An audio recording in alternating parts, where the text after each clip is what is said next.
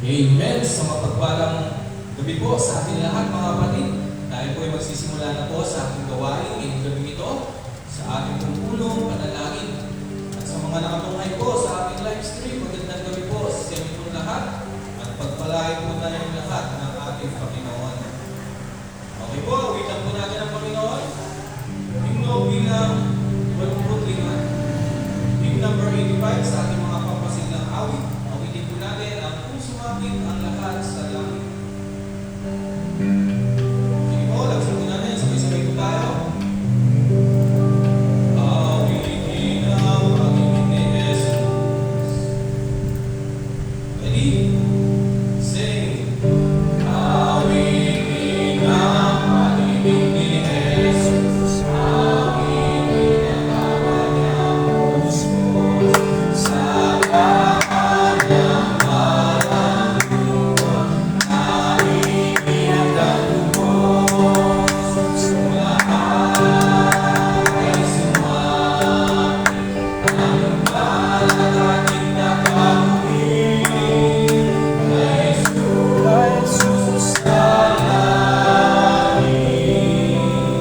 Tagumpay ang mayawin tayo ay magpatuloy na laban, lumasan mag-ikot na ganap, nagumpalaning mamasdan, kaya kawalatihan. Lahat ay sumapit, anong galang ating gagawin kay Jesus sa langit. Tagumpay at mayawin dito, sulungan ng sa ating matamo, ang malang sa Kristiyano, upang makasama tayo doon sa langit ni Kristo. Lahat ay sumapit, anong galak ating natawin kay Jesus sa langit. Tagumpay at mayawin. Amen. Tuloy po ang Panginoon at sa ating pagpapatuloy, tayo po ay magsitayo lahat. Kamuna po tayo sa panalangin ni Kuya Edwin. Magandang Diyos, narito po kami ang nagdalang sa wakang ito. Salamat sa ating pinagsasabi. Salamat sa Panginoon, maraming salamat po sa wakang Panginoon. Kami, Panginoon, Panginoon, nausap, sa Panginoon, Panginoon. Patawarin po kami sa lahat ng kasalanan ng pagkakamali namin. Kahit po namin, Panginoon, marami kami nagagawa ng mga hindi kaya nakita ko Panginoon at tuloy po kami Panginoon na matutulog sa iyo matutulog pakuwaba pag na kami na yan mataas Panginoon tulong po kami Panginoon at sa oras nito Panginoon nagdalain ko po kung gagamitin mo na Panginoon sa oras nito hindi mo na po ng talino. Huwag mong may paragin sa Panginoon. Tanggalay na po makapalit namin na wala pa rin ang Panginoon. Panulit sa kanikatang sa oras nito Panginoon, nakakatuwala ko sa iyo ang mga gaway. Ang lahat ng ito ang dalangin. Mga Jesus. Amen. Amen. Makakapulong po ang lahat. At minsan po, ikan po natin ang Panginoon. Himno bilang 141. Hymn 141 sa ating mga pampasiglang awit. Awitin po natin ang dakilang biyaya ni Jesus.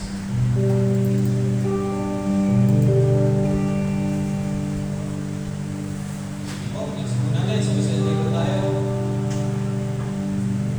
Ang dakilang biyaya. Ready? Say, ang dakilang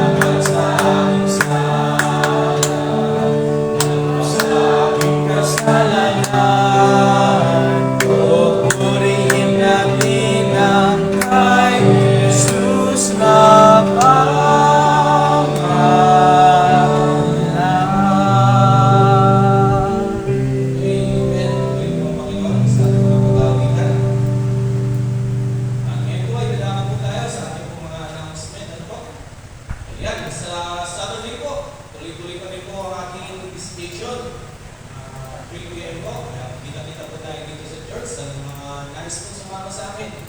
Sa pangunguna po yan ng aming mission and visitation chairman, dito po si Wilson. Supportahan po natin ang gawain ng pagmimisyon po dahil napakahalaga pong gawain ang pag-aasik po ng salita ng Diyos. Okay po, patuloy din natin supportahan po ang ating pong jail ministry. Ano po? Ayan, maging matagumpay palalo ang ating pong gawain. Supportahan po natin in kind man or in cash.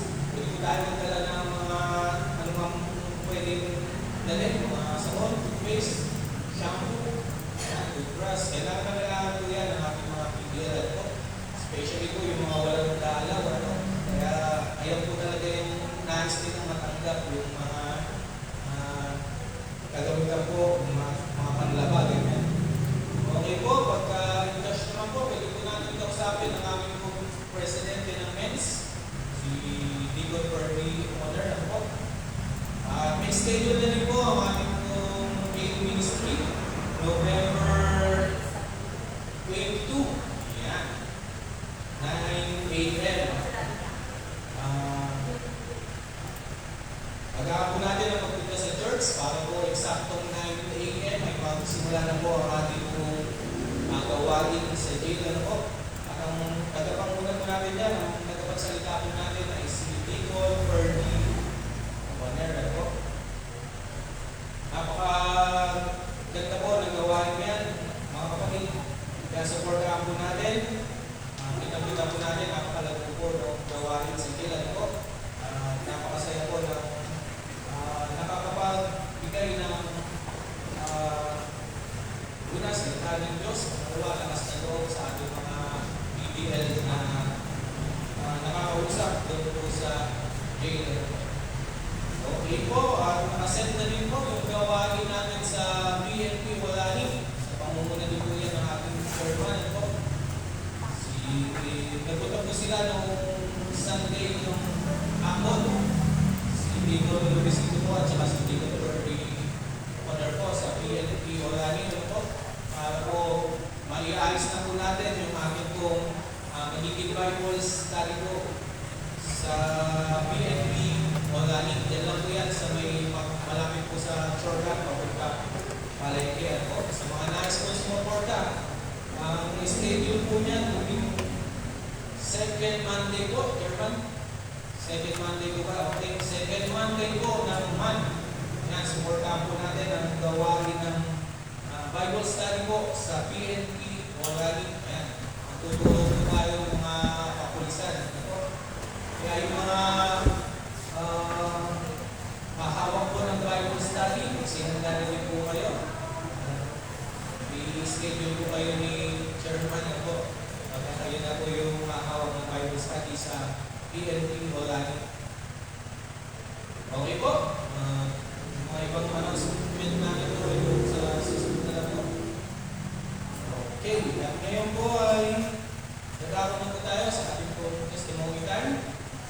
Sa lahat po na pinagpala ng Panginoon, ito po yung pagkakataon ninyo upang maibahagi po yung mga blessing sa pamamagitan po ng testimony.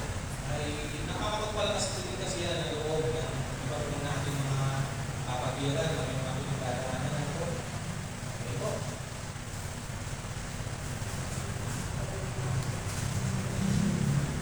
Kumaw na. Yan si Nanay Marley. Tatayo ulit. Amen. Amen.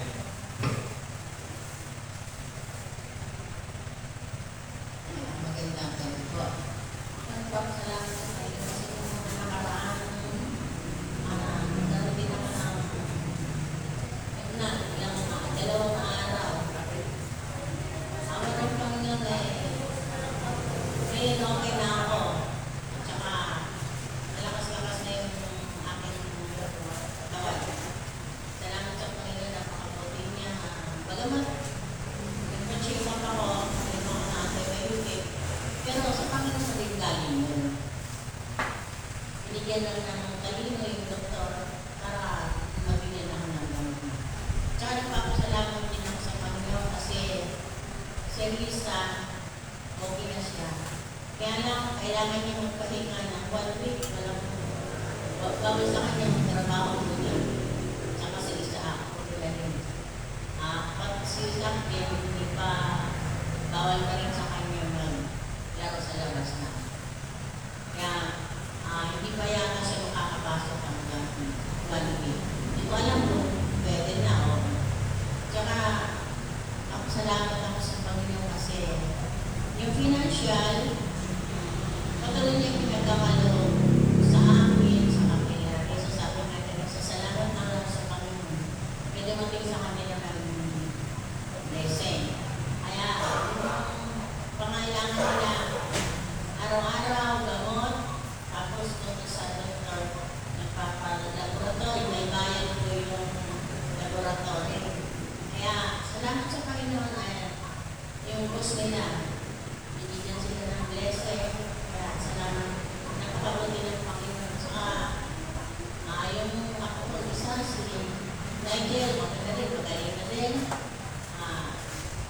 Sa biyaya ng Panginoon at prayer, bago pa ako natutulog, pinag-pray ko yung mga ko, yung lalo rin yung masakit, na ituloy ng Panginoon at tumaling siya. Biyaya ng Panginoon, kaya nalakas natin si Nigel. Saka, papasalamat din ako kasi si Joshua, malapit-lapit na siya magkaroon ng trabaho. Salamat sa mga prayer niyo, sa mga ako, sa mga anak ko, tsaka kay Joshua, ng prayer niyo. Salamat. Patuloy siya sa pagpray, baka bukas, pumunta pa siya sa San Fernando. Kahapon galing siya doon. Ngayon, bukas pupunta naman siya ulit. Tsaka nagpapasalamat ako sa Panginoon kasi si Tatay Manu bukas ay 1 year na siya sa heaven. Kaya salamat sa Panginoon na bagaman malungkot sa amin, pero masaya siya doon. Kami ang nakikita namin na yung hindi naman malungkot na malungkot. Kaya lang, nandun pa rin yung hinahanap-hanap namin siya. Kaya salamat sa Panginoon. Ganyan ang nangyari, pero may blessing pa rin. Saka, papasalamat ako sa mga anak ko na sila lahat binigyan ng Panginoon na malilipod sa Kanya. Malaki sa amin, Quezon, Carlo, Teresa, saka sa mga apo ko. Salamat sa Panginoon. Yun talaga ang prayer namin na mag-asawa doon na gamitin sila kahit sa anumang bagay na gawain sa Panginoon. Kaya lahat sila, pati mga apo. Salamat sa Panginoon. Blessing po yun. Ayan.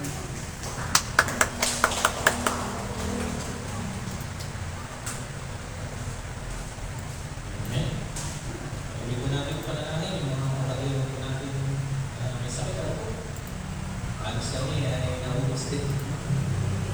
Kaya sakit. Ayaw umalis sa hindi naubos. Okay po. Gaya po sinabi ni Mama, si Papa ay isang taon na lang pala. Bukas. November 6. Naalala ko, prayer meeting po yan. Bigla kami umuwi. Yung pala, ay na po yan. Kaya, pagkakapit na nangyari kay Papa, alam ko masaya siya na kahit nawala siya, alam niya, nandito kami sa church. Mga kayo na. Kasi kung umalis ako sa bahay, talagang nakikita ko yung paghinga niya ay paano niya ako yung kaya nagdadalawang isip ko nung umaalis ako. Pero alam ko na kung hindi, kung magkagay yung palagay ko pa, sasabihin niya na umalis ako. Kaya mas, alam ko na mas gusto niya na pumunta ako dito sa church. Pero hindi ko po nakakita yung huling paghinga niya kay ngayon. Pero alam ko, masaya siya dahil nawala siya, nandito kami sa gawain. Amen. Okay po, sino existed? Yan pa ako.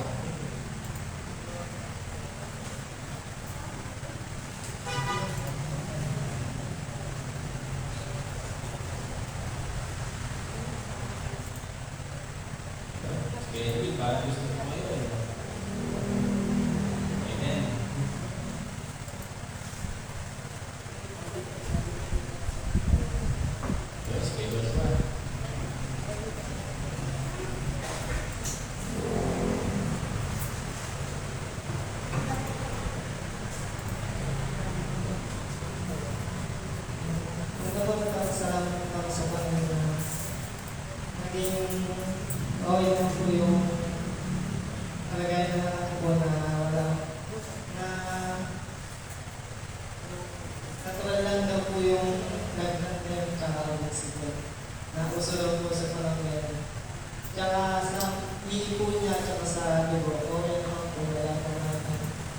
Diba? Wala naman ito. Tsaka nagpapasalamat din po sa Panginoon na parehas po kami ng mag-asawa na may trabaho po. Tsaka hindi po kami pinagabayaan. Pag bumabayaan po kami. Lalo na sa mga 4 days po kasi mayroon po kasi lalo na paggabi po. Minsan po kasi na nawawalan po lang ilaw yung motor ko. Tsaka may mga tao pong tinutulungan po kami para nakakawin po kami. Pinama po sa mga po. Ayan.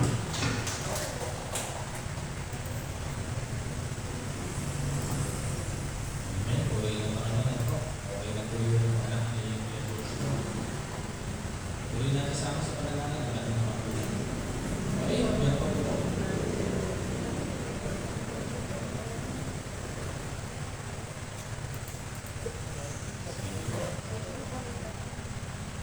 Haba yung panalangin ng oras ng salita natin. Okay po, wala na po ba? Sige po, magsitay na po tayo lahat. Pagiging po natin ang aking professor.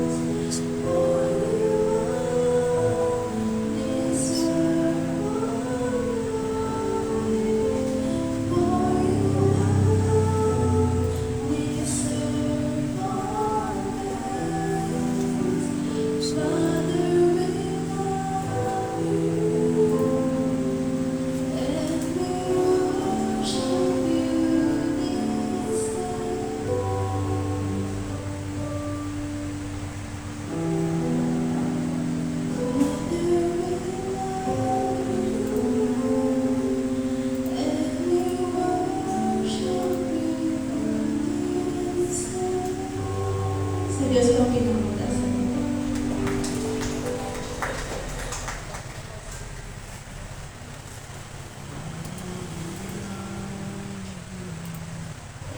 Ngayon po ay handa po natin ang ating po pusong isipan, ang ating pong pakinig.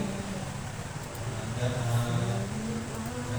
sa mga salita ng Diyos, sabi po, na ibabahagi pa sa atin ang ating pong isa sa mga dito sa ito, ang ating Mission Administration Chairman, Brother Luisito Binsa.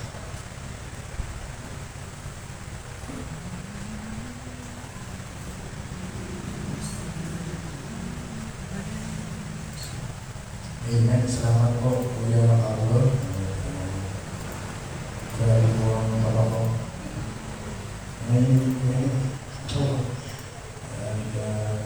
Medyo masama kasi makaramdam. Ako yung sinisipon. Nagpabawas po kasi ako ng timbang, kaya marami na lalaman. Sige po, buksan ko po yung mga Bible sa aklat po ng Mateo, Kabanata 8, talatang 23 hanggang 27.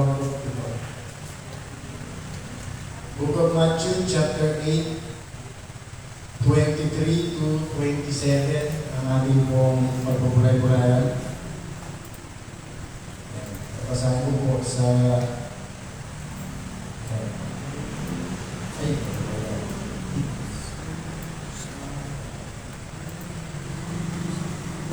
Matthew 8, 23, 27. Kasama ko po sa cellphone. Malinaw po kasi rito.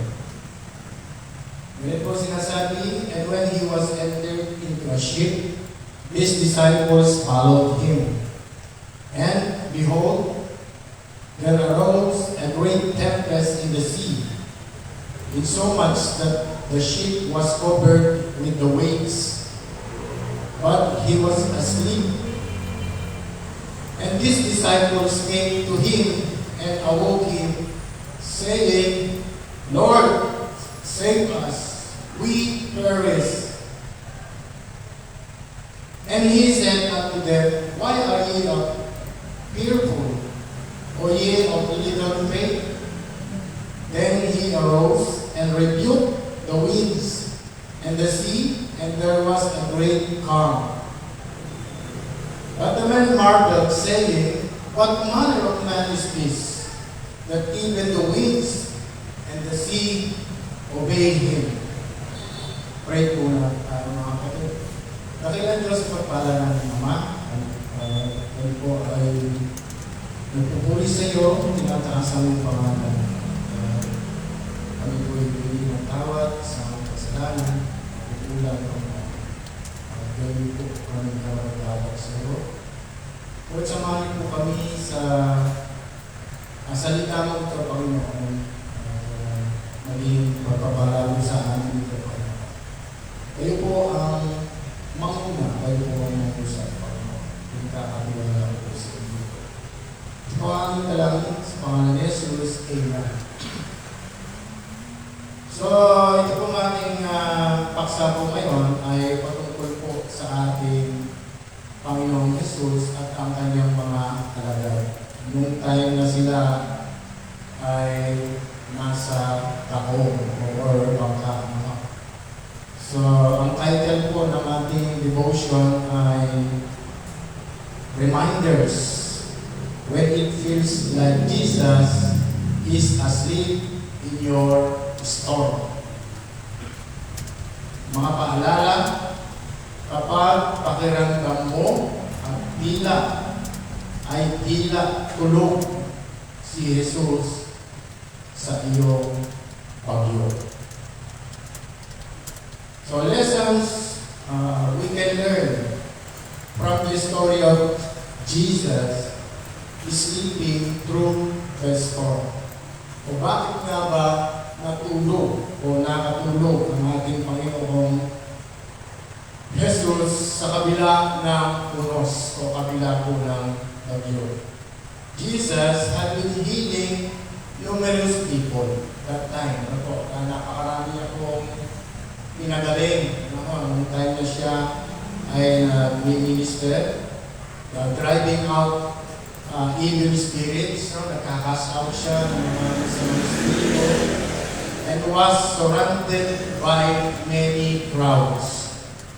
So siguro hindi lang isang daan ang kanyang pinagaling, maraming thousands of people yung kanyang pinagaling o pinalayas ng mga demonyo. So the compassion and care of Jesus for the multitude of people was evident by all the miracles he had performed. Siya na napakarami niya pong pinagaling, yung mga miracles na nangyari sa mga tao na kanyang pinagaling. Ito po yung ebidensya na talagang itong mga tao ito na kanyang pinagpakuran, sa po talaga ay nag-perform ng mga miracles. Ito po yung mga evident. Ito po yung time for Jesus and His disciples to cross over to the other side of the lake, away from the crowd of people.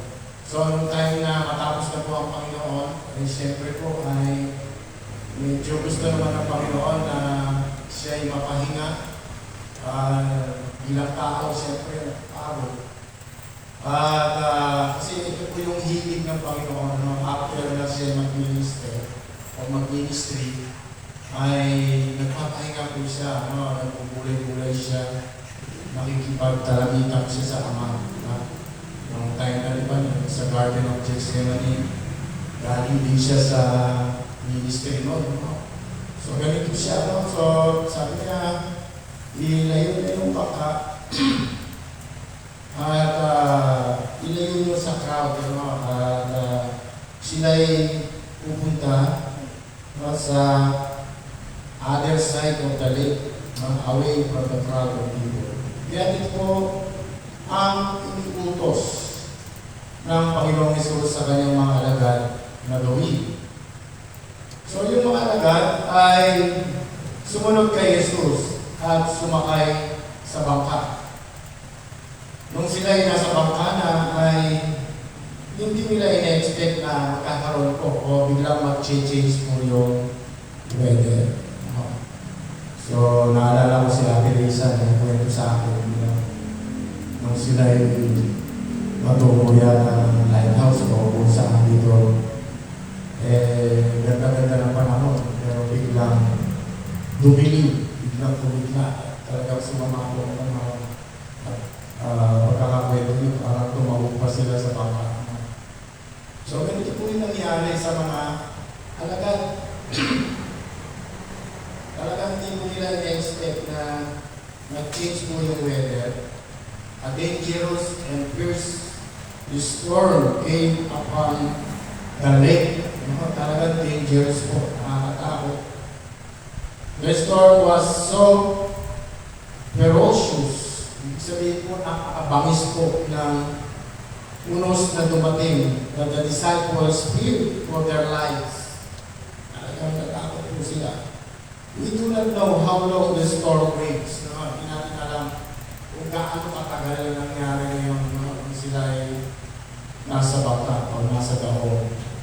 Kaya po yung sandaling yun ay nakita nila na kailangan nila ang tulong ng ating Panginoong Hesus. In Matthew chapter 8, verse 24 to 25, Jesus was sleeping. The disciples woke and saying, Lord, save us. We're going to drown. Imagine niyo po kung gaano kapagod ang ating Panginoong Jesus.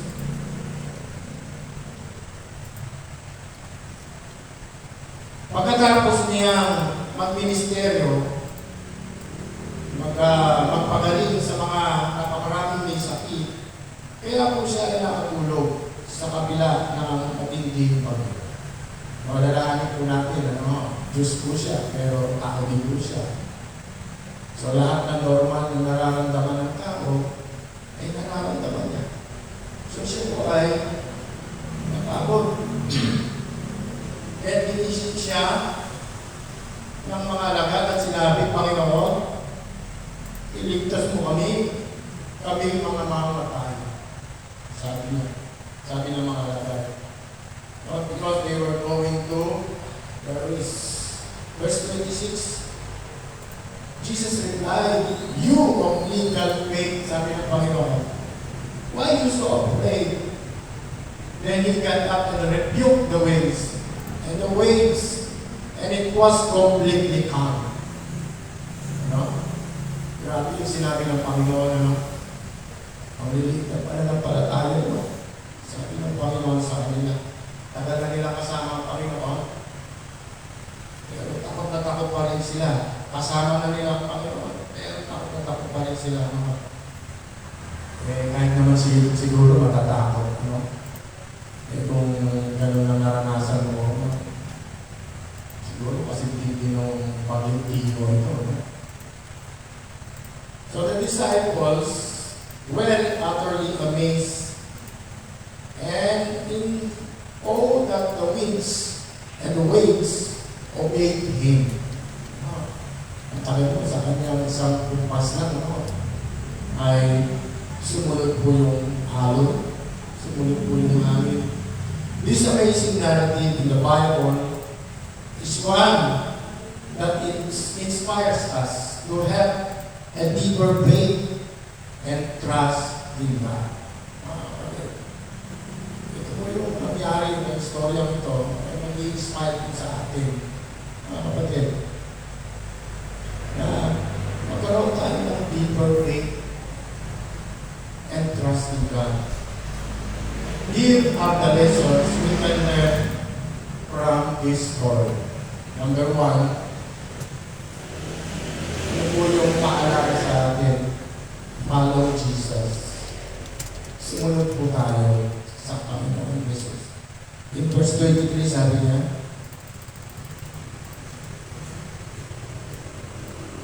and when he was entered into the ship, his disciples followed him. Sumunod po sila. It sounds easy enough. Ano po? Parang pakinggan po natin at galing pakinggan. No? Pero following Jesus is not always our natural inclination. Hindi po ba? Hindi naman tayo gano'n eh. Hindi naman tayo basta sumusunod. So hindi po yung hilig natin. The disciples were captivated. Naghahanap po sila with Jesus to live their lives, their homes, their families, their works, to simply follow Him. Diba? Ganun lang kasi yung buhay. Nagkaroon tayo ng trabaho, nagkaroon tayo ng pamilya sa mga natin, na sumunod tayo sa Panginoon, ganun lang ang kanilang natutunan ng mga kapatid. Nung sila isama ng Panginoong Jesus sa taong, maaaring mahirap and inconvenient mga kapatid. Alam niyo po, talagang pag sumusunod ka sa Panginoon, laging may inconvenient. Lahat mahirap. Hindi po sarap. Kahit sa mission, sa visitation, pag-ibig sa atin, napakahirap po yan, mga po. Lalo na pag summer season, napakahilit. So, inconvenient na talagang sumunod sa Panginoon. So, sumunod kay Jesus. Inconvenient sa kanila na sumunod kay Jesus. So, sa bawat isa sa kanila, ay piniling sumunod o sumama sa taong. Kahit na may napipito, haharapin matinding bagyo. So they need to see that. They need to see and to experience the amazing power of Jesus when He calmed the storm. kailangan po nila masaksihan. Kailangan po nila ma-experience. Mga kapatid, pag sumusunod tayo sa Diyos, doon natin na-experience. Doon natin nasasaksihan yung kanyang himala, yung kanyang kapangyarihan. Di ba? Pag hindi tayo sumusunod, di natin makikita yan, di natin na-experience yan. At sumasama ka sa station, sa jail, ma-experience mo yung mga taong tumatanggap sa Panginoon at naliligtas. So ito po yung nais ng Panginoon. Jesus invites us to follow Him and be like Him. Napagitulad natin siya. Lord John 8:12. As a follower of Jesus, we will see His power and goodness in us. Mga kapatid. Pangalawa, He has authority over this world. Meron po siyang autoridad o meron siyang kapangyarihan sa unos, mga kapatid. Nang gisingin siya ng mga lagad, tumindig. Tumindig lang siya at sinaway ang hangin, di ba? At ang dagat at nagkaroon agad na malaking katahimikan. Ipinakita nito na may kapangyarihan siya sa lahat ng bagay. Meron siyang power sa lahat ng bagay, mga kapatid. So ano man yung pinagdadaanan po natin? Pagsuko, kawalan, sakit, karamdaman, problema natin sa iglesia, mga kapatid. So, meron po siyang power sa lahat ng bagay. May pinapakita nito na may kapangyarihan siya sa lahat ng bagay. Kaya po ayusin ng Panginoon yan. Kasama na ang mga pagsubok at problema mo sa buhay, mga kapatid. Walang anumang bagyo ang makakapag-alubog sa iyo kung siya po ang ating kakabitan. Mga kapatid, kung saan na tayo makakawa. Diba? Sabi nga ng kanta, kapit ka sa akin. Hindi kita kagaya. Okay? Number 3. God is with you. Ito po yung isang reminder po sa atin. Verse 26. And He said unto them, why are ye fearful, O ye of little faith? Sabi niya. Then He arose and rebuked the winds and the sea, and there was a great calm. Hindi ito pananampalataya. This story teaches us that God is with us. Ang kapatid, sumasa atin yung Diyos. Kasama po natin ang Diyos. Ano man mga suliranin, mga pagsubok sa buhay po natin, mga kapatid. Jesus did not get off the boat na hindi niya po iniwan, hindi siya umalis sa bangka, hindi niya po inabandon. He did not abandon His disciples. He was with Him the entire time. Mga kapatid, hindi niya iniwan. Siguro yung iba dyan, liligtas na yung sarili, mahalakay ka, baka magkalong na kayo dyan, kalong na kayo. Pero ang Panginoon, nanatili po siya doon. God is with us. Hindi po siya umalis. Minsan pakiramdam natin na nag-iisa tayo, mga kapatid.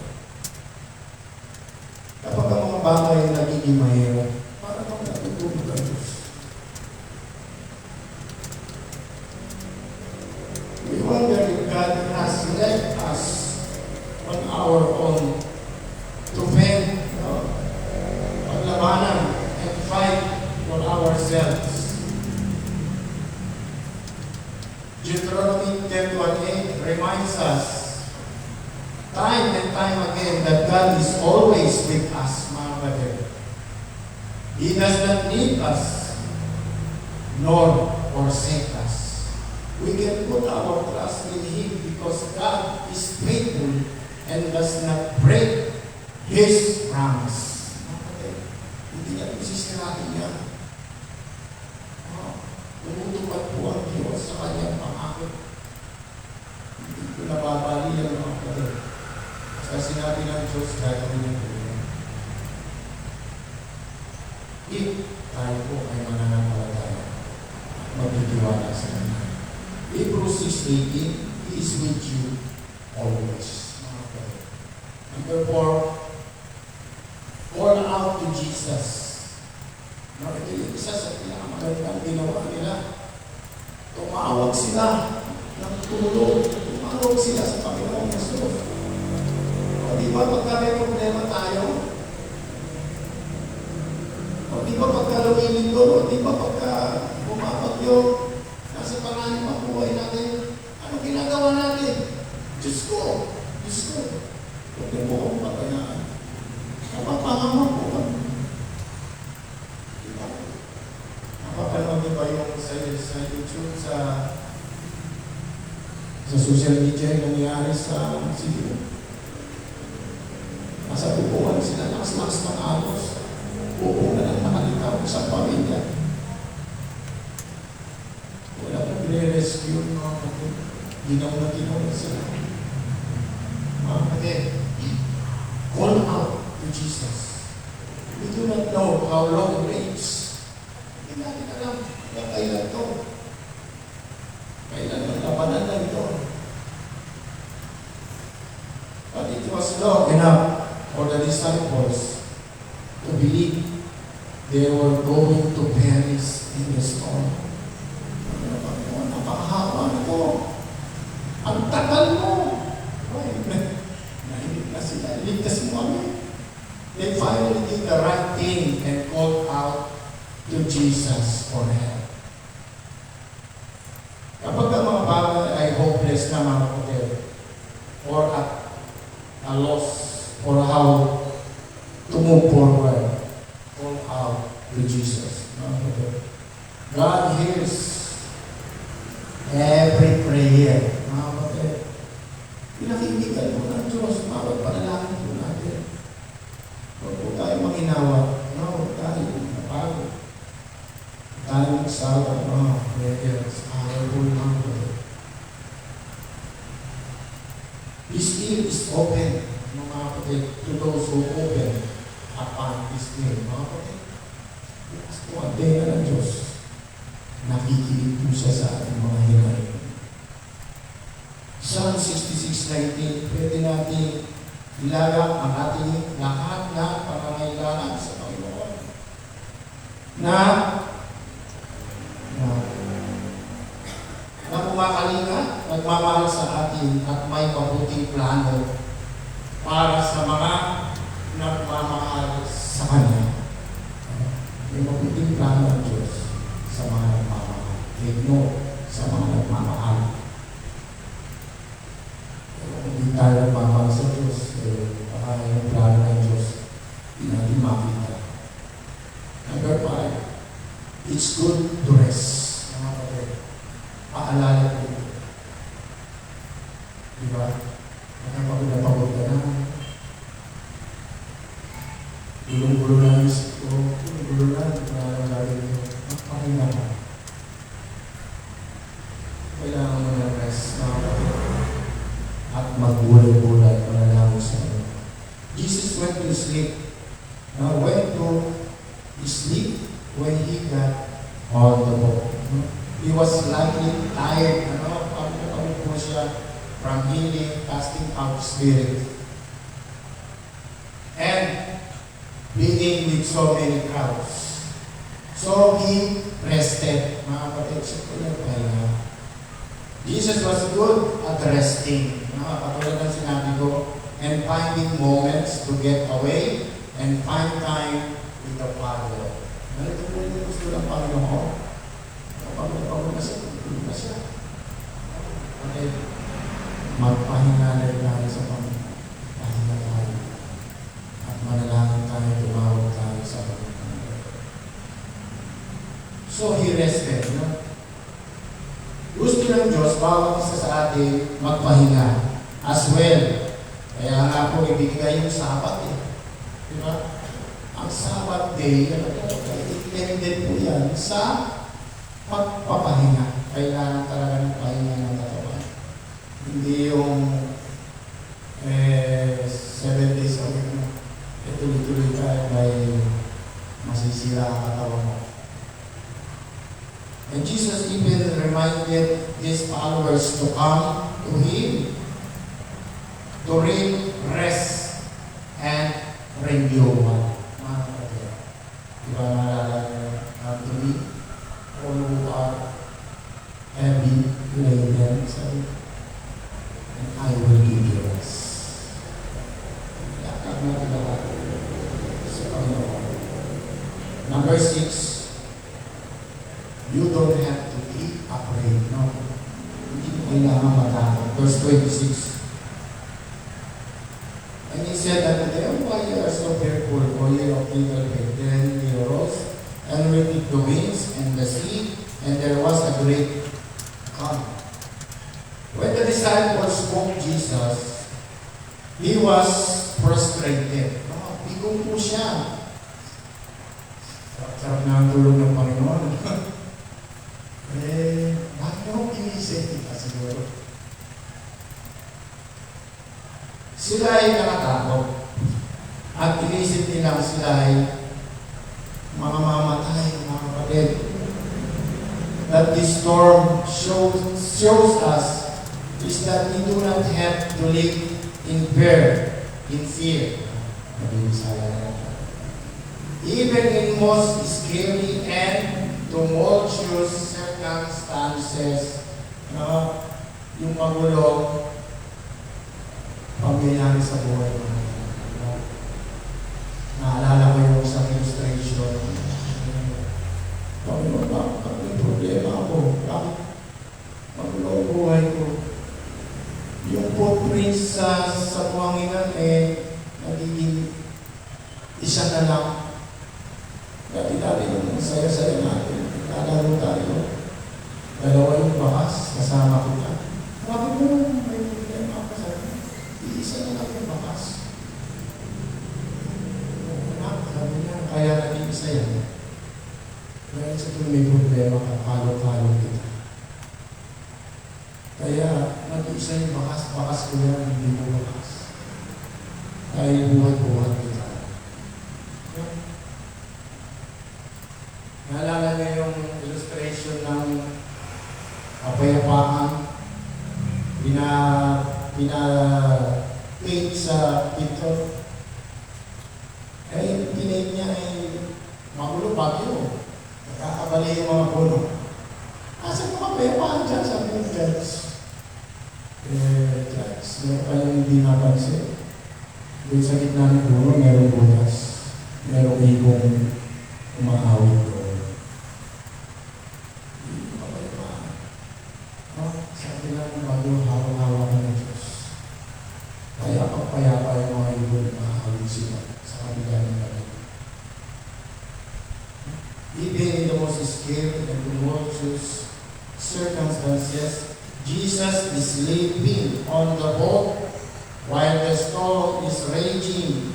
Is one that provides many valuable teaching. Marami po tinuturo po ito sa atin.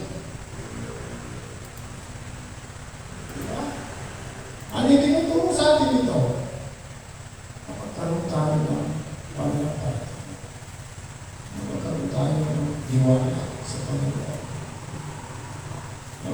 Ibigay natin sa Panginoon. Bahala ang Panginoon. Hindi ko kaya. It shows us the reality of life and the goodness of God towards us in every situation. And the reality of life, mga kapatid, lahat ng tao may problema. Lahat tayo may problema, mga kapatid. Lahat tayo dumadaan sa pagsubok. Lahat tayo nahihirapan. That's the reality of life.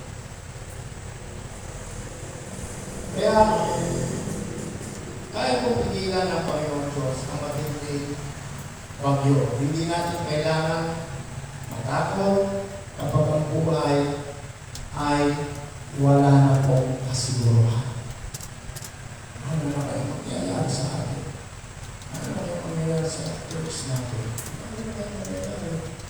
Maghahakot na ba?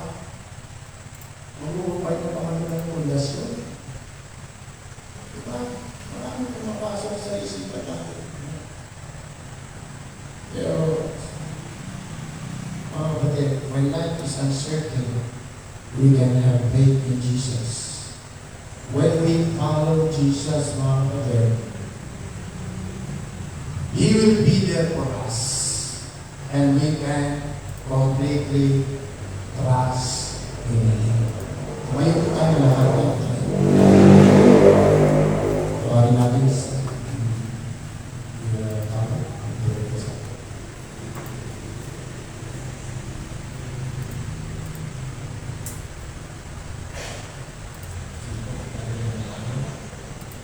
Magandang Diyos ang ating pagpili sa Panginoon. Salamat po kami sa Panginoon.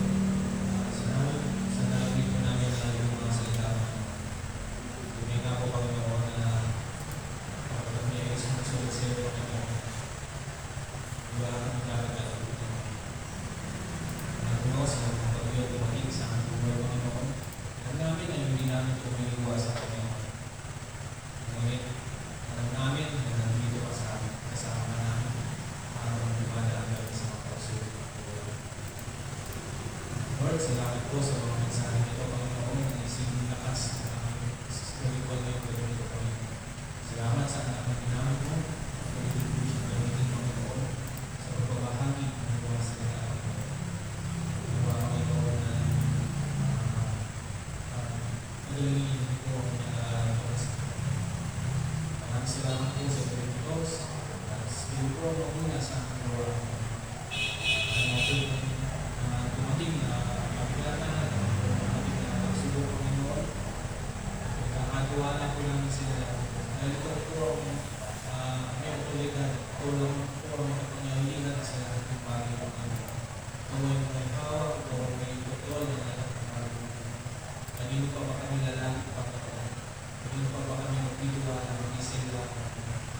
Wala ang Panginoon na namin sa pagpapaliwalaan at itakas ng pagpapaliwalaan ng mga Lord, kayo po ang patuloy at mapapali sa amin sa dito, sa mga panalalangin, sa aming kami. Kayo po ang pupong sa mga aming madaling at aming mga kapatid. Maraming salamat po Panginoon sa samahan sa pangalan ng Panginoon Jesus. Amen. Okay po, ay kailangan po tayo sa ating pananalangin. Partners po tayo ngayon. Kumuha na po tayo ng ating po mga partners. Tayo po ay sa usapan po manalangin.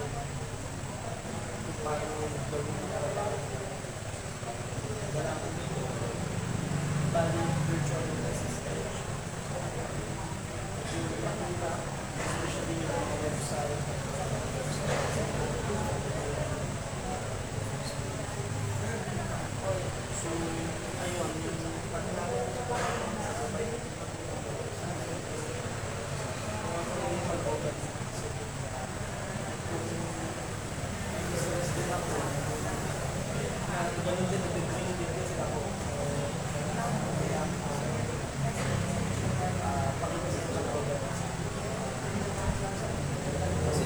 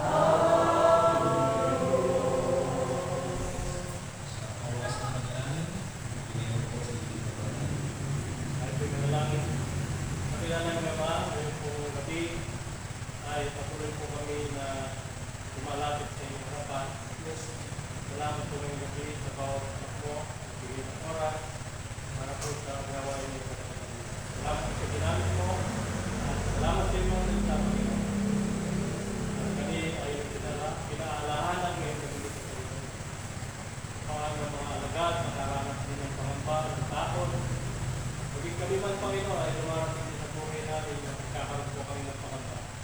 Ngunit salamat at pinaalala mo sa amin na ikaw ang Diyos namin.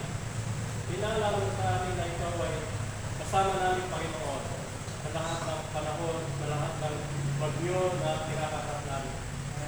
At pinaalala mo sa amin na ikaw may kapangyarihan sa lahat ng ito, Panginoon. Ikaw may authority sa anumang suliranin, sa anumang bagyo na pinagdadaanan po namin, Panginoon. Kaya mo ito pakalmahin at tinagin. So Lord, marami yung mga anak na marami ay nanghihina na lumarating na yung kapaguran. Ikaw pa rin, Panginoon, nagbibigay ng kapahinga sa amin. Salamat po. At dalangin po namin, maging ang suliranin namin sa iglesia ay ito po, Panginoon, ay patuloy namin pinagkakatiwala po. Ito po ang mas higit na nakakaalam kung ano po ang mga bagay na mangyayari sa inyo. Alam namin, gawain mo ito, hindi mo ito pawabayaan na rin.